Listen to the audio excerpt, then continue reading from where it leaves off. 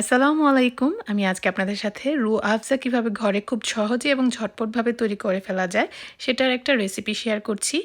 তো এখানে আমি একটি পাত্রে চিনি নিয়ে নিয়েছি। চিনি নিয়েছি এখানে ১.৫ কাপ পরিমাণ। আর তার সাথে আমি পানিও অ্যাড করে দিব ২ কাপের মতো। সো ১.৫ কাপ চিনিতে ২ কাপ পানি আমি অ্যাড করে দিয়েছি।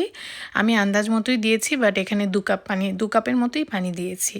তো এই পানিটা দিয়ে আমি চিনিটাকে গুলিয়ে নেব।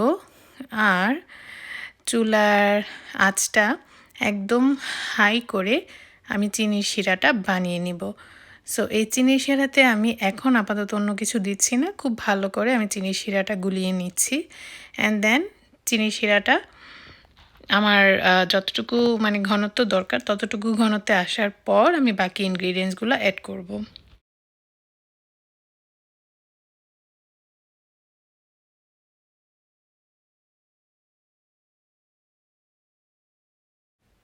তো এই যে চিনি শিরাটা একদম ঘন হয়ে এসেছে, একটা ইয়েলোইশ কালার এসেছে। খুব বেশি ঘন করছি না আমি, কাজ আমি এটাকে রানি রাখবো, বাট একটু ঘন হতে হবে, একটু আঠালো হতে হবে শিরাটা, এমন না যে ১ তার বা ২ তারের মতো ঘন হতে হবে। তো আমি এখানে অবশ্যই আফজাতে ফুড কালার দিয়েছি। অনেকেই মনে করেন আফজা ফ্রুটস বা আনার দিয়ে অথবা অন্য কিছু দিয়ে বানানো হয়। হ্যাঁ, গোলাপের পাপড়ি দিয়ে বানানো যায়, বাট ওটা অনেক বেশি ঝামেলার। এটা খুব ইজিলি করা যায়। আমি জাস্ট ফুড কালার দিয়েছি। মনে রাখতে হবে that using food colour. So এই আমি ফুড কালারটা দিয়ে দিলাম। এখনই কিন্তু শেষ হচ্ছে না যে শিরা বানালাম আর ফুড কালার দিয়ে দিলাম, ব্যাস হয়ে গেল। যে স্মেলটা দরকার রোজের, সেটার জন্য আমি রোজ এসেন্স ইউজ করছি। আপনি রোজ ওয়াটার চাইলেও ইউজ করতে পারেন। তো রোজ এসেন্স আমি এখানে ১ চা চামচ পরিমাণ দিয়েছি। অ্যান্ড তারপরে আমি ব্যবহার করব কেওড়ার এসেন্স। সো কেওড়ার জল দিলেও হবে, আমি এসেন্স ছিল, আমি এসেন্স ব্যবহার করছি। তো এখানে কেওড়ার এসেন্স দিয়ে দিচ্ছি আমি 1/2 চা চামচ পরিমাণ। তো ব্যাস হয়ে গেল। আমি আরও মিনিট ৫ শিরাটাকে জাল দিব এভাবে। তো শিরাটা আরেকটু ঘন হয়ে আসবে। শিরাটা আরেকটু ঘন হয়ে আসলেই আমি চুলাটা বন্ধ করে দেব এবং এটাকে ঠান্ডা হতে দেব।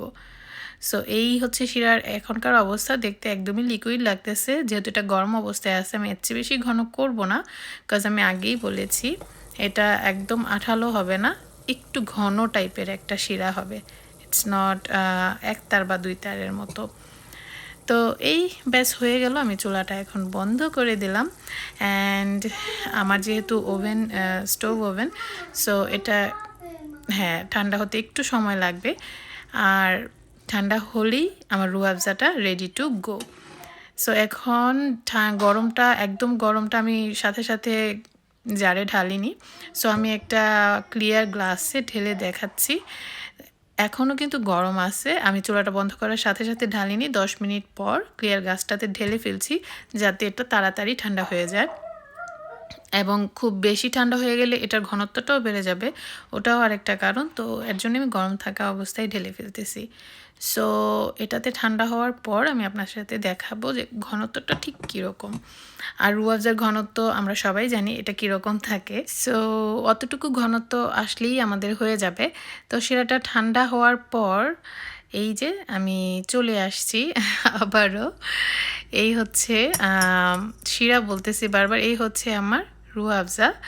এটা ঘন একটা চিনির শিরার সাথে হচ্ছে যা যা ইনগ্রিডিয়েন্টস দিলাম আপনারা তো দেখেই নিলেন। কেমন লাগলো ঝটপটি রেসিপিটা অবশ্যই জানাতে ভুলবেন না।